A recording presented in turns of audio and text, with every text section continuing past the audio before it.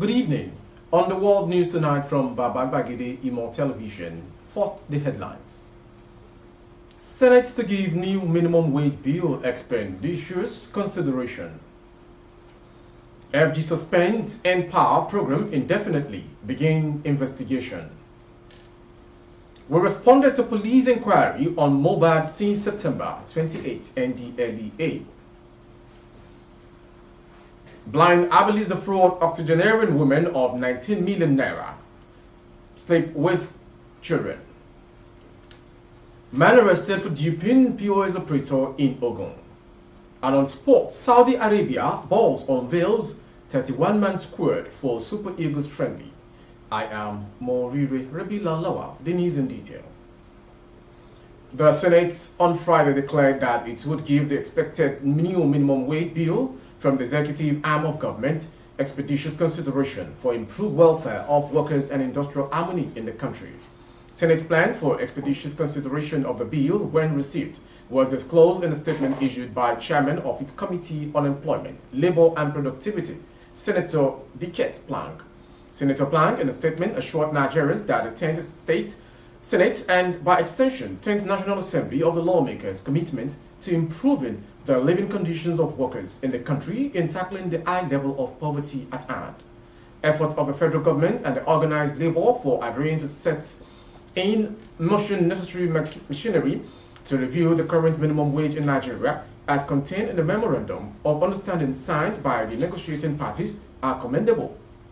The Senate's Committee on Employment, Labour and Productivity, under my chairmanship, is prepared to give expeditious attention to the passage of the new act once negotiation on the matter is concluded and such bill transmitted to the National Assembly for enactment. He commended the federal government on the proactive actions taken to avert nationwide strike by workers last week Tuesday, but warned parties involved not to renege on agreement reached. Nigerians, and particularly members of this committee, are happy that the then looming industrial unrest was averted by a memorandum of understanding entered into by the federal government, the Nigeria Labour Congress, and the Trade Union Congress. However, all the parties involved should avoid reneging on any of the agreement reached, he said.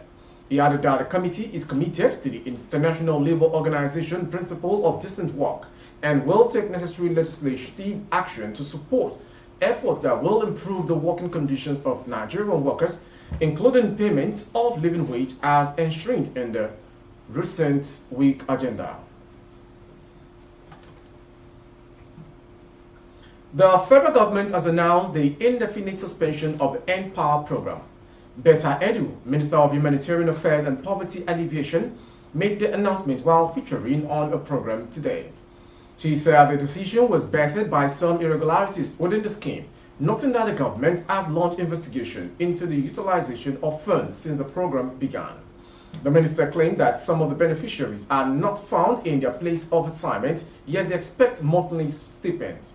According to her, some of the beneficiaries ought to have exited the program since 2022, but are still on the payroll.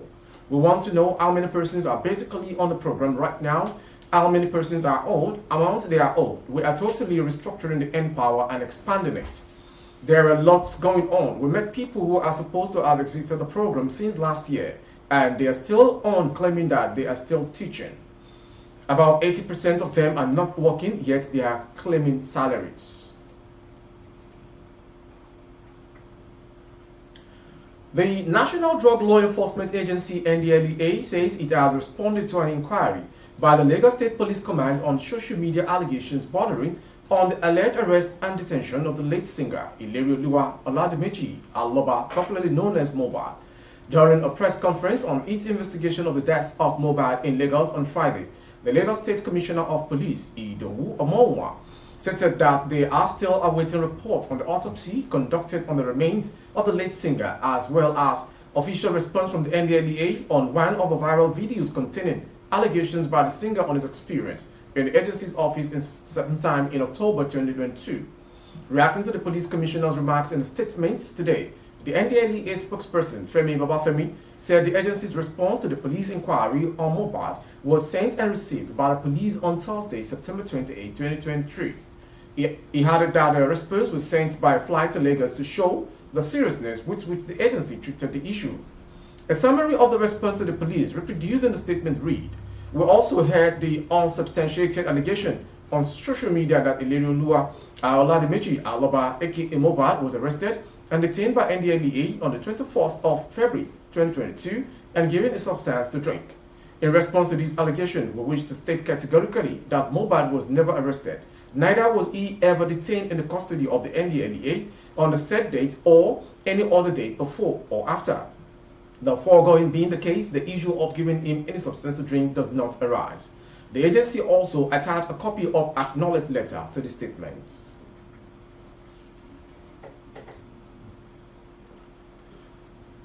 The desperate attempt of an aged woman to prevent death from snatching her children as landlords are in trouble. The 86-year-old woman, identified simply as Madam Alimat, had 15 children, but they were snatched by death one after the other until she was left with only 3. When one of the remaining children was also hit by a strange illness last year, the octogenarian woman began a frantic search for healing. In the process, she stumbled on a weekly program on a popular radio station based in Ogun State, where a blind herbalist was advertised as a man with mystical powers to heal the sick and see visions about people's life problems.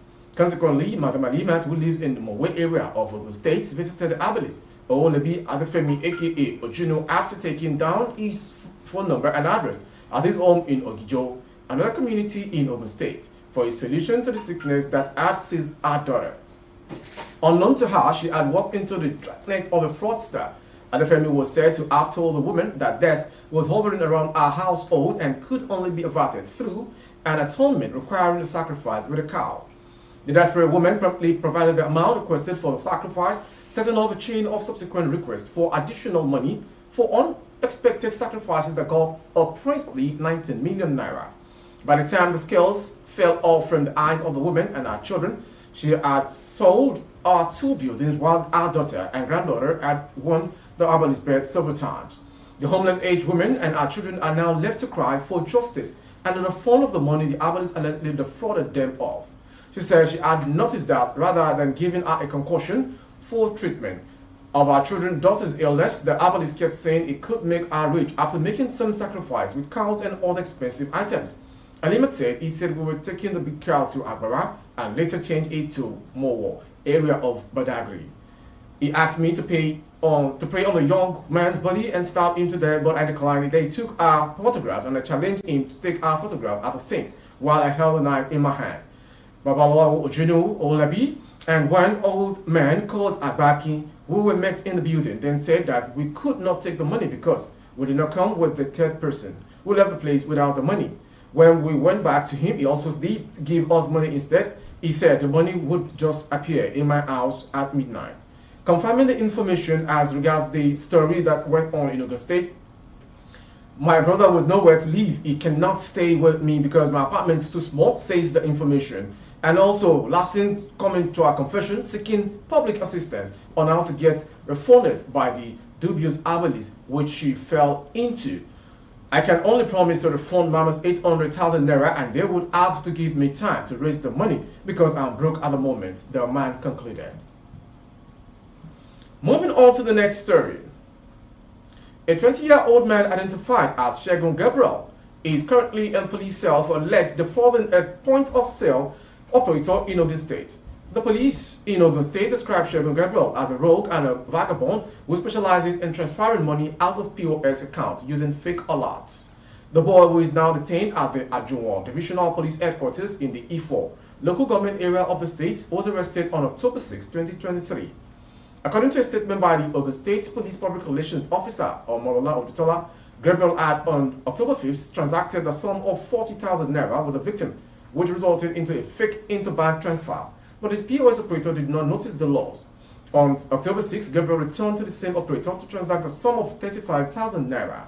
The victim did not notice the fraud the second time until after the criminal had disappeared into thin air. While the victim was on lawful activities on the same date, at about evening time, she was lucky to have sighted the suspect under the bridge in Akute.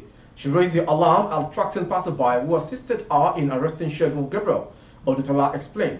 The PPRO informed that the police in the area were contacted and Segun was taken to the station. She added that the suspect is presently in police custody, giving vital information to the police on how to arrest his accomplices. Moving on to foreign. A member of parliament, owner of a strategic mining company, was sentenced to death on Friday in Kinshasa by the military justice system on charges including participation in the M23 insurrectionary movement and treason in the Democratic Republic of Congo.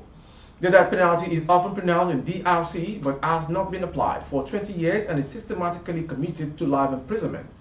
In August, the prosecution had requested life imprisonment for Edward Wangajukud, 70, elected representative of Masisi in the troubled province of North Kivu, Eastern DRC.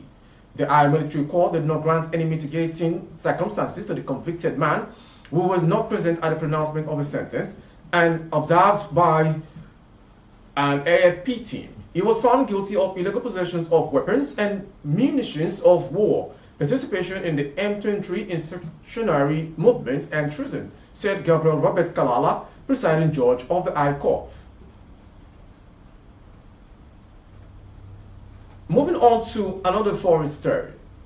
Nigeria's military ruler have announced major budget cuts for this year, citing the international sanctions imposed since they seized power in a coup just over 2 months ago. The country, one of the poorest in the world, relies heavily on foreign aid to support the 25 million population, but that has dwindled since soldiers ousted President Mohamed Bazoum on July 26th. Niger is facing heavy sanctions imposed by international and regional organizations. They have resulted in significant revenue declines, the military ruler said in a statement read on state television late Friday. The 2023 budget had been slashed by around 40% to 1.98 trillion CFA francs to 3.2 billion US dollar from 3.3 trillion francs initially, the statement said. The junta appointed Prime Minister Ali Mohamed Lamine Zain had warned that an austerity budget would be implemented with a priority to ensuring funds for security and paying civil servant salaries. Lastly, on sports. Saudi Arabia head coach Roberto Mancini has named a 31-man squad for his friendlies against the Super Eagles of Nigeria. The encounter against the Super Eagles is slated for Portimao, Portugal on Friday, October 13. It will be the second ever meeting between the Asians and the three-time African champions.